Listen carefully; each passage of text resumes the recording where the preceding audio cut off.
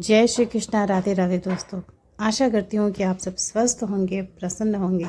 प्रभु ऐसे ही आप सब पर अपनी कृपा बनाए रखे। दोस्तों, क्या आपने कभी ऐसा कुछ सुना है कि भगवान को घर लाने के बाद भक्त के ऊपर बहुत ढेर सारी विपत्तियाँ आ गई, या फिर जब से घर में भक्ति प्रारंभ हुई तब से सब कुछ बुरा ही हो रहा है, कुछ भी अच्छा नहीं हो रहा है। दोस्तों, वैसे तो भक्ति का जीवन में आना ही एक बहुत ही ज़्यादा सौभाग्यशाली सूचक होता है। भक्ति सभी को नहीं मिलती। जिसके अच्छे प्रारब्ध पुण्य जागृत होते हैं उनके ही जीवन में प्रभु की सेवा या भक्ति आती है।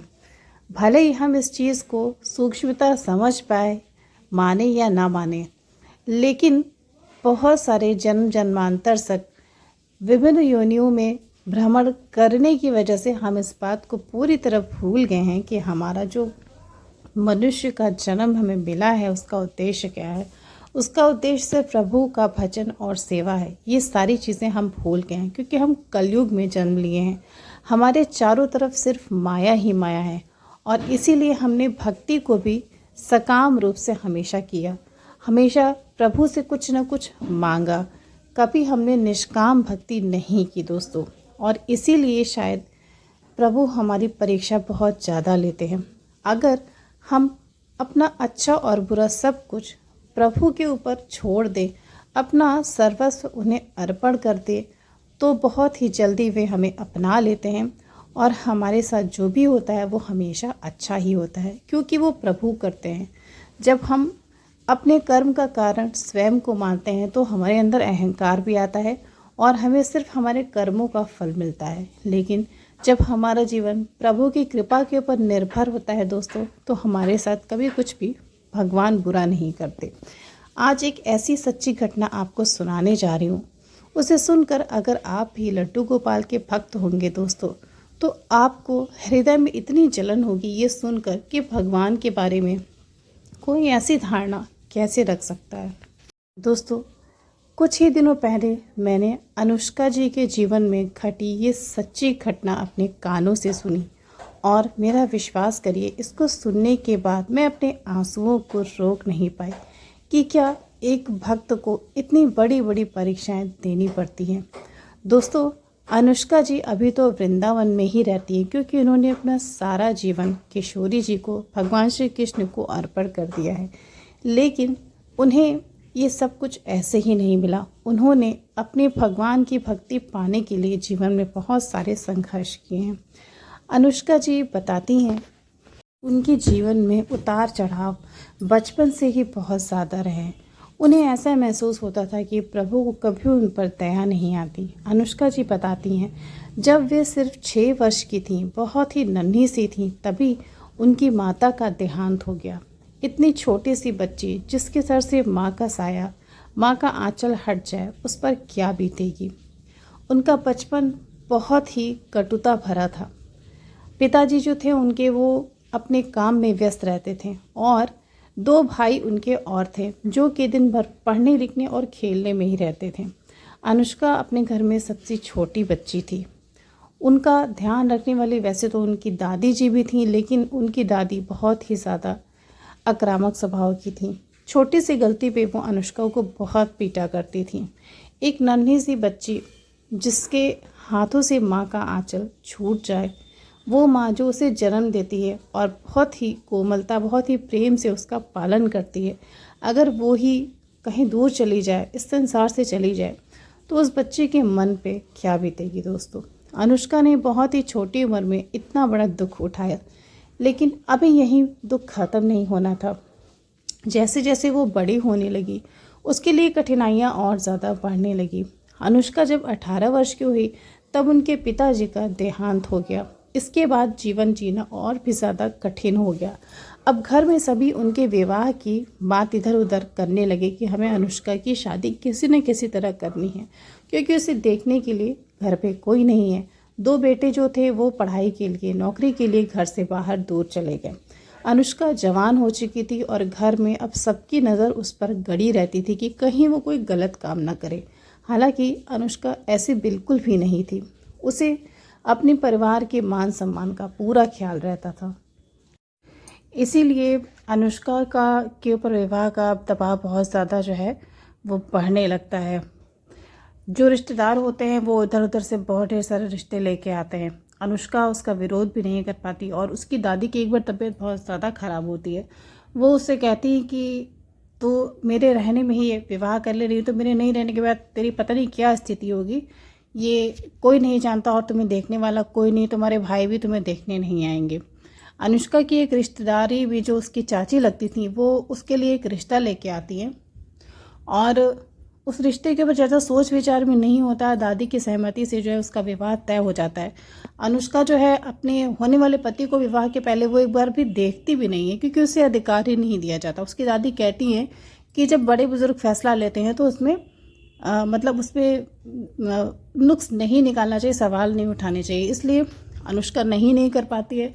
वो सब कुछ अपने प्रभु के ऊपर छोड़कर और अपनी दादी की बात जो है वो मानकर और विवाह कर लेती है। विवाह करके वो अपने ससुराल चली जाती है और उसका विश्वास सिर्फ भगवान पे रहता है कि अब तो जो भी होगा वो संभालने वाले और देखने वाले वही हैं। वैसे भी उसे अपने जीवन से कोई उम्मीद नहीं थी, क्योंकि उसके पास खोने के लिए कुछ था ही नहीं। उसके माता पिता पहले ही चले गए थे, उसके भाई उसका साथ छोड़ चुके थे। अब तो जीवन का ही भरोसा उसके लिए नहीं था। वो विवाह करके अपने ससुराल जाती है और तभी वो जब पहले दिन अपने पति को देखती है, उसे देखकर वो दंग रह जाती है और वो इतनी ज़्यादा सदमे में चली जाती है कि स्वयं को संभाल नहीं पाती। अपने पति को देखते ही अनुष्का बेहोश हो जाती है, क्योंकि उसका जो पति रहता है वो एक मानसिक रोगी रहता है और उससे उम्र में 15 साल बड़ा रहता है। उसके पति की जिस वक्त शादी होती है उस समय उसकी जो आयु होती है वो 50 वर्ष की रहती है।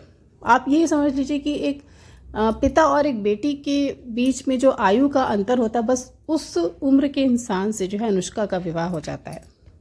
वो बेहोश हो जाती है, बहुत देर तक वो सदमे में रहती है और जब होश में आती तो वो सुध खो बैठती है। वो समझ नहीं पाती कि मैं करूँ तो क्या करूँ, पहले ही सब कुछ जो है वो मेरा बर्बाद हो चुका है और अब यहाँ आने के बाद ऐसी परिस्थितियों का सामना करना पड़ेगा, ऐसी प्रतिकूलताएं देखने को मिलेंगी, ये तो उसने कभी सोचा भी नहीं था। लेकिन अब तो सब कुछ हो चुका था। उसकी जिम्मेदारी थी वहाँ अपने पति की सेवा करना, उन्हें नहलाना धुलाना, खाना खिलाना और एक बच्चे की तरह से उसकी सेवा करना, क्योंकि वो चल फिर तो सकते थे, लेकिन ऐसी कोई भी व्यवहार ऐसा कोई वो व्यवहार नहीं कर सकते थे जो एक सामान्य मनुष्य करता है। अब रात दिन वो अपने पति की सेवा में लग गई। दुनिया भर के वहाँ उसे ताने सुनने पड़ते थे, लोगों की डांट मार तक भी वो खाती थी, लेकिन वो करती तो क्या करती, आखिर वो शिकायत करती किससे। दोस्तों, उसके विवाह के 6 महीने के बाद उस पर एक और दुख का पहाड़ टूट पड़ता है। उसकी दादी भी इस संसार से चली जाती है। अब तो इस संसार में उसका कोई था ही नहीं, वो बिल्कुल अनाथ हो जाती है। सुख और दुख उसके लिए दोनों ही बराबर हो जाते हैं और ना ही अब कुछ पाने की इच्छा मन में रह जाती है। वो इतनी ज़्यादा दुखी होती है कि अब वो सुख की आशा करना ही छोड़ देती है। विवाह के बाद पति ही एक उम्मीद होती है महिला के लिए, वो भी इस काबिल नहीं था कि अनुष्का उससे कोई उम्मीद करे। दोस्तों, इंसान जब बहुत ज़्यादा अकेला हो जाता है तो या तो वो भटक जाता है, किसी गलत रास्ते पर चले जाता है, या तो फिर उसके मन में भक्ति का बीज अंकुरित हो जाता है। और अनुष्का के साथ भी कुछ ऐसा ही हुआ। बहुत पहले से उसके मन में थोड़ा बहुत जो भक्ति का संस्कार था, जब उसके ऊपर दुख आए, विपत्ति आई, तो वो संस्कार जैसे अपने आप ही उसके अंदर उभरने लगा। उसे अपने आप ही भगवान श्री कृष्ण की याद आने लगी, उनकी लीलाएं आंखों के सामने दिखने लगी और उसने ये बात मान लिया कि मेरा इस संसार में ठाकुर जी के सिवा कोई नहीं है, अगर कोई है तो सिर्फ ठाकुर जी ही हैं। अचानक से उसकी इच्छा हुई वृंदावन जाने की। वो अपने पति को लेकर किसी तरह से वृंदावन धाम चली जाती, क्योंकि अब उसका अपने घर पे रहने की बिल्कुल भी इच्छा नहीं थी। वो किसी तरह से व्हील चेयर पर अपने पति को ले जाती है, वहाँ पे उन्हें दर्शन कराती है बांके बिहारी के, और वहाँ से लड्डू गोपाल की एक बहुत प्यारी सी प्रतिमा वो खरीद कर लाती है। अब उसे जीने का एक सहारा मिल जाता है लड्डू गोपाल, क्योंकि उसके लड्डू गोपाल इतने सुंदर थे, उनकी मुस्कान इतनी मनमोहक थी कि जब भी वो उसे देखती थी उसे अपनी माँ की याद आती थी। लड्डू गोपाल में उसे वात्सल्य नजर आता था दोस्तों। और तभी अनुष्का ने अपने लड्डू गोपाल के सामने एक प्रतिज्ञा ली कि तुम मेरी माँ तो नहीं बन सकते, लेकिन मैं तुम्हारी माँ ज़रूर बन सकती हूँ और मैं तुम्हें अपनी संतान मानती हूँ। उसी क्षण से अनुष्का ने लड्डू गोपाल को अपना पुत्र मान लिया, अपनी संतान मान ली, और उसे ऐसा लगने लगा जैसे संसार के सारे रिश्तों से बढ़ के भगवान से बनाया हुआ रिश्ता होता है। अब उसके जीवन में तरह तरह के चमत्कार होने लगे। उसके सामने जो समस्याएं आती थी वो स्वतः ही अपने आप ही उसका समाधान हो जाता था। और दोस्तों, आश्चर्यचकित तो वो तब हो गई जब लड्डू गोपाल के आने के कुछ ही दिनों के बाद उसके पति की तबीयत में सुधार होने लगा। उसके जो पति थे उन्हें ना तो आंखों से साफ दिखाई देता था, ना वो ठीक से चल फिर पाते थे। उनके हाथ पैर बिल्कुल भी सही तरह से काम नहीं करते थे और ना ही दिमाग काम करता था। लेकिन वो अनुष्का को प्रेम बहुत करते थे, क्योंकि वो हमेशा देखते थे कि अनुष्का जो है निष्काम भाव से उनकी सेवा करती है, निस्वार्थ भाव से उनकी सेवा करती है। धीरे धीरे उनकी सेवा करते करते लड्डू गोपाल की कृपा से उसके पति की तबीयत बिल्कुल ठीक हो जाती है। वो एक सामान्य इंसान की तरह हो जाते हैं, ठीक से चलने फिरने लगते हैं, आंखों से साफ दिखाई देने लगता है। और आश्चर्यजनक बात तो ये हुई कि वो अपने मुंह से अनुष्का का नाम लेकर उसे बुलाने लगते हैं। अनुष्का की आंखों से प्रेम और खुशी के आंसू आने लगते हैं। दोस्तों, इसकी तो कभी उसने कल्पना ही नहीं की थी। दोस्तों, हमारे द्वारा किया गया पुण्य और प्रारब्ध कब हमें फल देने लगे ये कोई भी नहीं जानता। अनुष्का ने अभी तक अपने जीवन में बहुत दुख झेले थे, अब उसके सारे दुख खत्म हो चुके थे और लड्डू गोपाल की कृपा से उसके जीवन में अब धीरे धीरे सुख आने लगा था।